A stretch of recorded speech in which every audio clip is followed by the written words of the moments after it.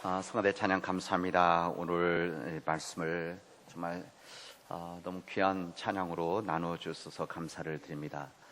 제가 최근에 알았는데 우리 성가대가 우리 찬양하는 헌신도 하는데 이 스피커가 여러분 알다시피 바로 옆에 있어서 예배 드릴 때 제가 설교하는 거나 예배 드릴 때 하는 모든 것들을 너무 힘들게 듣고 있다는 것을 최근에 제가 알았어요.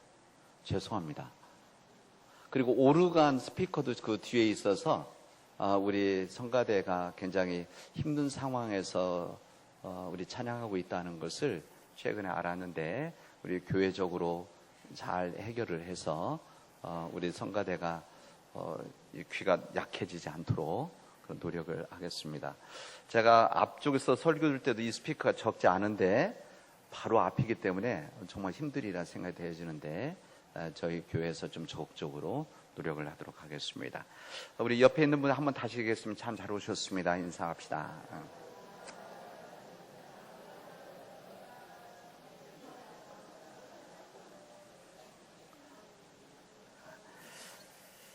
저희들이 신학교 다닐 때에 우리 항상 신학교에서는 교수님들이 그런 이야기를 하십니다. 우리 목회자들은 교회 현장에 나가면 한 손에는 성경을, 한 손에는 신문을 들고 설교하고 목회를 해야 된다 이렇게 이야기합니다. 그게 무슨 말인가 하면은 잘 균형 있는 우리 목회자가 되어야 된다 그런 이야기죠. 그러니까 성경책만을 들고 하면은 너무 세상과 동떨어진 이야기하고 신문만을 들고 이야기하면 하나님 말씀에 근거하지 않는 이야기를 하기 때문에 이 두 가지를 잘 잡고 우리 말씀도 전하고 목회를 하고 교인들을 가르쳐야 된다 이렇게 이야기를 하게 되어집니다. 이번 주 기독교 방송 CBS 뉴스에서 우리 개신교에 대한 호감도 조사가 한 것을 한번 언론에 보도한 적이 있습니다. 여기 보니까 우리 이제 5대 종교라고 하면은 우리 뭐 천주교, 불교, 원불교, 천도교, 그다음에 우리 기독교까지 5대 종교 그렇게 보통 이야기를 합니다. 뭐 좀 더 넓혀서는 이제 유교까지도 이야기하는 데들도 있고 뭐 그렇지만 어쨌든 5대 종교 이야기하는데 이 5대 종교 호감도에서 우리 기독교가 14%였었습니다. 제가 표를 올리려고 하다가 너무너무 부끄러워서 제가 올릴 수가 없어요. 그래서 우리 기독교가 불교, 천주교, 원불교보다도 호감도가 아래에 있다고 하는 사실이 저는 이번 주 목회자로서 참 마음이 아팠습니다. 그리고 이번 주에 한 언론 시사 방송에서 그냥 일반 언론 그냥 방송 이제 토크 뭐 시사적인 하는데 요즘 교회들의 행태를 보면서 그런 이야기를 그냥 했습니다. 한국 기독교가 기복적이고 무속적이고 무너진 지 오래입니다. 이 이야기를 그냥 방송에서 했습니다. 제가 방송에서 이야기한 그 언론 방송에 나온 사람들을 탓한다는 것이 아니라 그 우리 현실을 세상이 말하는 거 아니겠습니까? 제가 이번 주 동안 그 두 가지 사실들을 보면서 너무너무 많이 아팠습니다. 저는 목회자로서 저도 벌써 30년 이상 목회한 우리 한국교회 목회자로서 한국교회에서 한인들 뿐만 아니라 한국교회에서 목회한 한 사람 1조로 한 셈인데 그 결과가 이렇게 되어졌다고 아는 것이 솔직하게 제가 목회자로서 자괴감 같은 목회자 무기력감 같은 그런 마음들을 한 주 동안 느끼면서 목회자로서 너무너무 부끄럽고 또 목회자로서 하나님 앞에 또 사람들 앞에 미안하고 죄송한 마음을 가지고 지낸 한 주간이었습니다. 왜 믿지 않는 세상 사람들이 기독교에 대한 이런 호감도가 이렇게 떨어졌을까? 예전에는 이 정도까지는 아니었는데 그런 생각을 해봅니다. 우리가 전도를 한다는 거, 우리가 복음을 전한다는 것은 이게 서로 상호 신뢰 속에서 이루어진 일들 아니겠습니까? 이거 서로 관계가 신뢰되어 있을 때 어떤 좋은 말을 할 때 이 부분을 받아들이지 이런 관계에 신뢰도가 되어 있지 않으면 아무리 좋은 말을 한다고 하더라도 사람들은 받아들이지를 않습니다. 그런다고 했을 때 우리 전도가 앞으로 우리 기독교 복음 전하는 일들이 점점 더 어려워지겠다, 그런 생각까지 염려까지 했었습니다. 세상 사람들은 진실한 복음을 전하고 그리고 선한 믿음의 길을 걸어가는 기독교인이 있어도 세상 사람들 보면 문제가 되어지는 기독교인들, 문제가 된 기독교 지도자들, 또 문제가 되어지는 교회의 일들을 바라보고 교회를 평가를 하게 되어집니다. 반사회적이고 반윤리적인 기독교 지도자들, 그리고 마음 아픈 사람들, 사회적 소외당하고 있는 그런 사람들에 대해서 눈을 감아버리는, 외면하는 우리 기독교 여러 지도자들, 대표적인 그런 일들, 이런 일들 때문에 세상 사람들이 가장 요즘 제일 인식 잘하는 것이 까불면 하나님 나한테 주고, 이런 이야기를 세상 사람 그냥 서슴없이 하는 이런 일들을 세상에서 바라보면서 우리 기독교에 대한 평가들을 그렇게 하고 있다는 사실이 너무너무 마음이 아픕니다. 사실 우리 기독교, 우리 교회들이 다 그런 것도 아닌데, 그리고 신실한 믿음을 갖고 보이지 않는 곳에 선신하고 섬기는 자들이 더 많은데, 그렇게 평가받고 인정받는 것에 대한 부끄러움을 느낍니다. 이것이 누구를 탓할 수가 없는 거죠.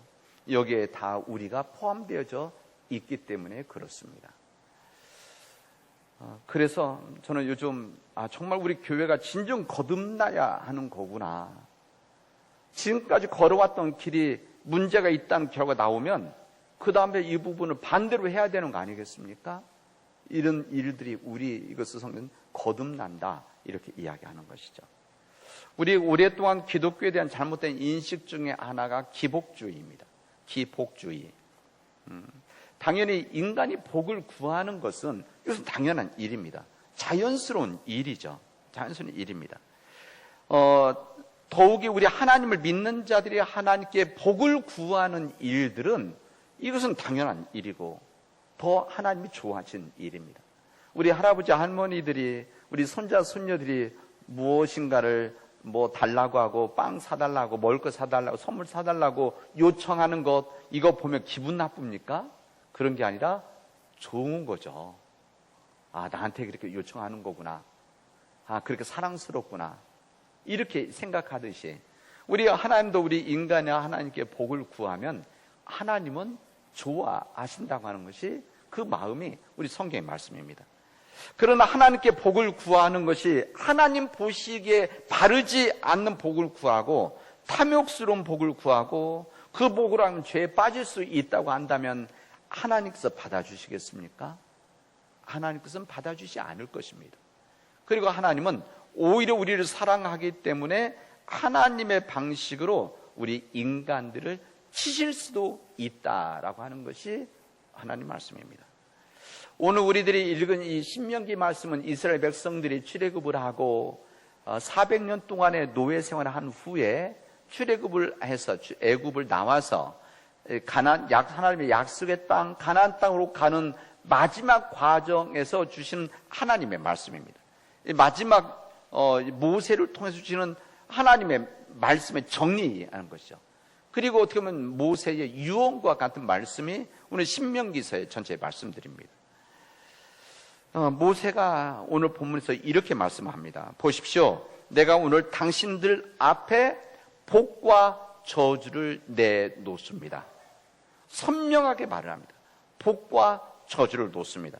오늘 내가 당신들에게 명하는 하나님의 말씀과 명령을 들으면 복을 받을 것이고, 그러나 오늘 당신들에게 명하는 하나님의 말씀을 듣지 않으면, 그리고 주님이 가라고 하는 길을 떠나 다른 길을 가게 되어지면 저주를 받게 되어질 것입니다 라고 이야기를 합니다. 다시 말해서 복을 받는다는 것은 우리 자신들의 선택이라는 겁니다. 그냥 우리들이 하나님의 복을 그냥 주신다, 아니면 저주한다는 것이 아니라 조건부가 달려 있는 것이죠. 우리가 하나님의 말씀을 들으면, 하나님의 말씀에 순종하면 하나님이 가시는 길을 걸어가면 복을 받을 것이고, 하나님 말씀을 듣지 않고 주님의 길을 가라는 그 길을 걷지 않으면 저주를 받을 것이다. 이렇게 말씀합니다. 우리 항상 주님은 우리에게 무조건 주시는 하나님이 아니시다. 이것을 분명히 말씀해 주시고, 그리고 우리에게 선택할 수 있는 자유의지를 주셨다는 것을 우리에게 말씀해 주십니다. 여러분, 기계는 인간이 명령한 것만 하는 겁니다. 인간이 입력한 것만 하는 것이죠. 최첨단 기계라고 하더라도, 최첨단의 기술이 첨단이 있다고 할지라도 인간이 명령한 것만 순종하고 바라보게 되어져 있는 겁니다. 이게 바로 인간의 자유의지다라고 알 수가 있습니다.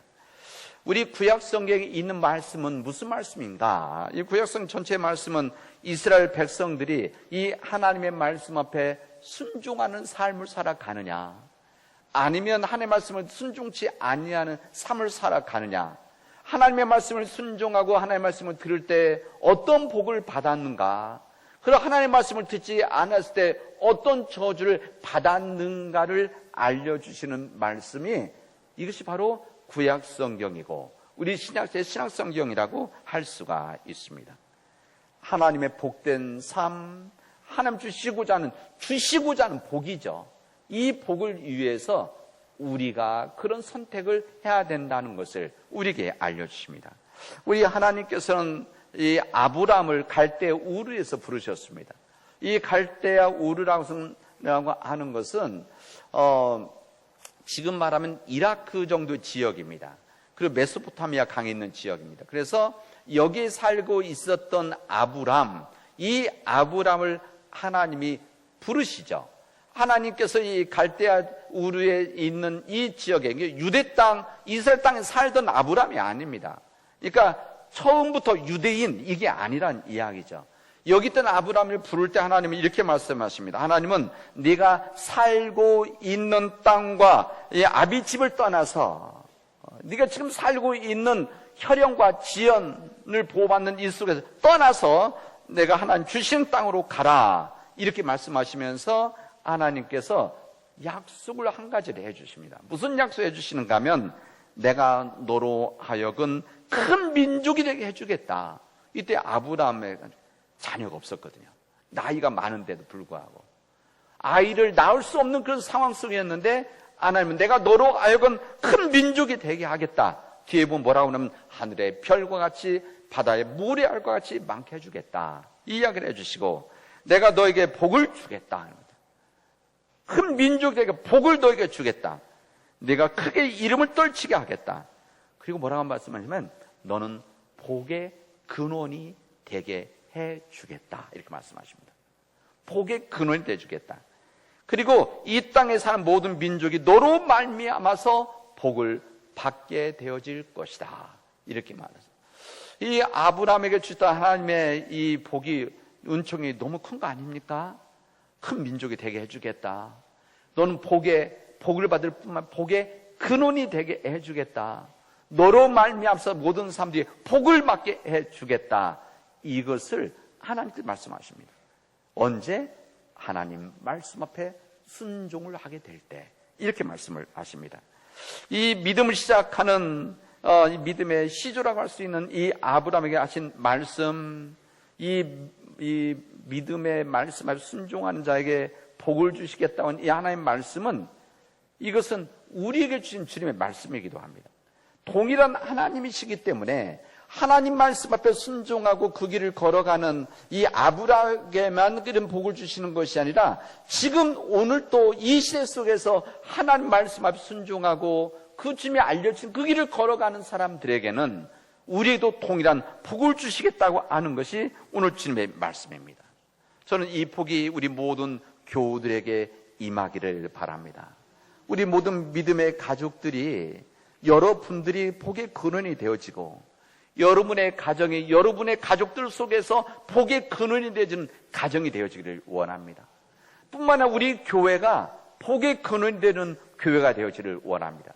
언제 그렇게 되느냐? 하나님 말씀 앞에 순종하고 주님이 인도하시는 그게 순종하게 되어질 때, 복의 근원이 되어지는 교회가 되어지는 것을 우리에게 말씀하십니다. 오늘 우리가 읽은 이 복음서의 말씀은 우리 보통 산상수훈의 말씀이다. 산상수훈에 시작되는 말씀에 이렇게 이야기합니다. 우리 성경 전체가 정말 귀한 말씀이지만 마태복음 5장, 6장, 7장은 예수님께서 복음을 가장 이렇게 선명하게 알려주신 믿음의 이 기준과 같은 말씀입니다. 그래서 믿지 않는 사람들도 다른 데는 읽지 않아도 마태복음 5장, 6장, 7장은 읽으라 꼭 이야기를 해보죠. 그렇게 이야기를 합니다. 여기를 보통 산상수훈이다. 하나님께서 오늘 산에 올라가 말씀하신 이야기다 이렇게 말합니다. 여기 5장 첫 번째 말씀, 복이 있는 사람, 오늘 복에 대한 말씀인데 복에 대한 말씀을 그대로 해 주십니다. 예수님께서 말씀하시는 복은 세상 사람들이 생각하고 이해하는 복과는 좀 다릅니다. 우리 세상 사람들이, 여기는 우리들도 사실은 포함되어 있죠. 우리들도 그런 복을 추구하고 있지만 우리들이 복을 구한다는 것은 무엇입니까? 이 복을 구한다는 것은 우리가 이 세상에서 어떤 궁극적으로 따져보면 돈입니다. 물질이죠. 이 세상에서 물질, 돈, 이 복을 달라고 하고 권력을 달고 명예를 달라고 하고 편리함을 달라고 하고 우리가 쾌락을 달라고 하고 편리함을 달라고 하는 것이 우리의 복 아닙니까? 인간들이 말하는 복이죠. 우리 주변, 우리 광안루 주변으로 이쪽에 점집들이 굉장히 많습니다. 여기 점집들이 여러분 많은 거 아시죠? 굉장히 많습니다. 생각보다 많습니다. 요즘은 이 점집들이 전국적으로 점조직이라고 그러잖아요. 점조직? 그 정도로 많습니다. 그래서 이 궁극적으로 이 점집이나 이런 데들이 뭐 하는 데입니까? 사람들이 복을 어떻게 받겠느냐, 복을 받을 수 있겠냐, 없겠느냐, 이것을 물어보는 거죠. 그리고 듣기를 원하는 겁니다.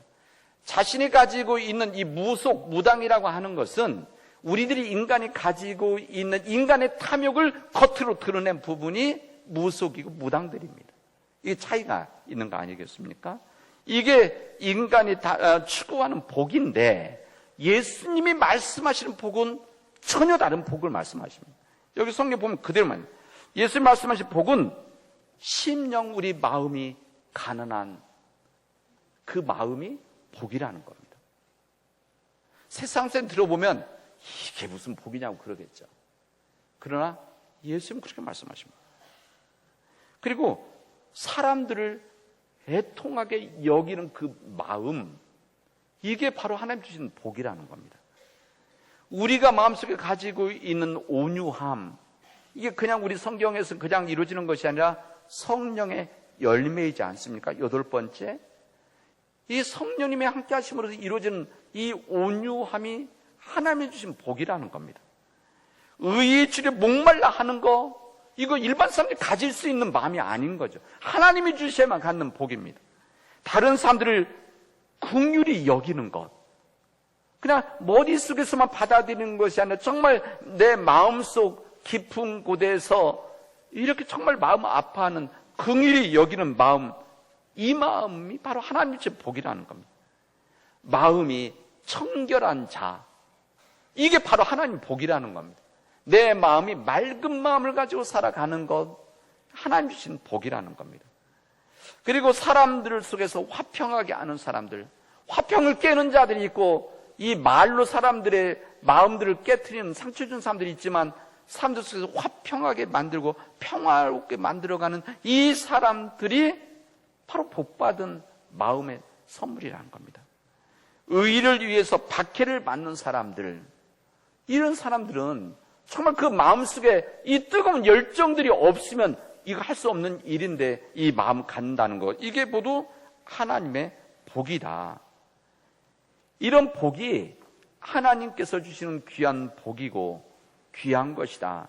이것을 오늘 주님이 말씀하십니다. 이거 우리 의지적으로 우리 생각한다고 해서 가질 수 있는 것들입니까? 그렇지 않습니다. 우리들이 이렇게 살아야겠다, 맘먹는다 되는 것이 아니라 하나님이 우리에게 이런 마음을 주셔야만, 생각을 주셔야만, 우리의 생각이 전환이 되어져야만 우리 이룰 수 있는 것이기 때문에 우리가 하나님께 이렇게 요청하는 겁니다. 그래서 이 복을 위해서 우리가 기도해야 된다는 것이죠. 여기 있는 이 복을 하나님 나에게 허락해 주십시오.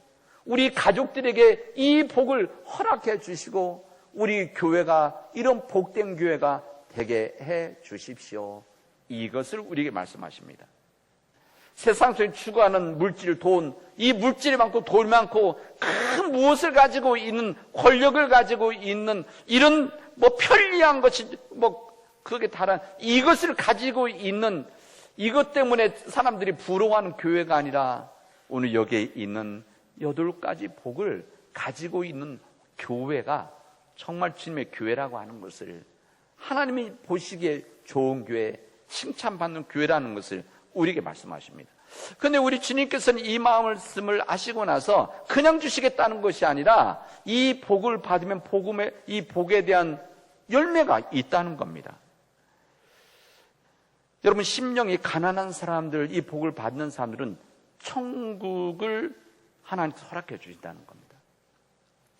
다른 사람들의 애통한 마음을 가지면 우리가 힘들고 어려울 때 우리에게 위로의 은혜를 주시겠다는 겁니다. 뿐만 아니라 온유한 사람들에게는 무엇을 주신다면 땅을 기업으로 주실 것이다.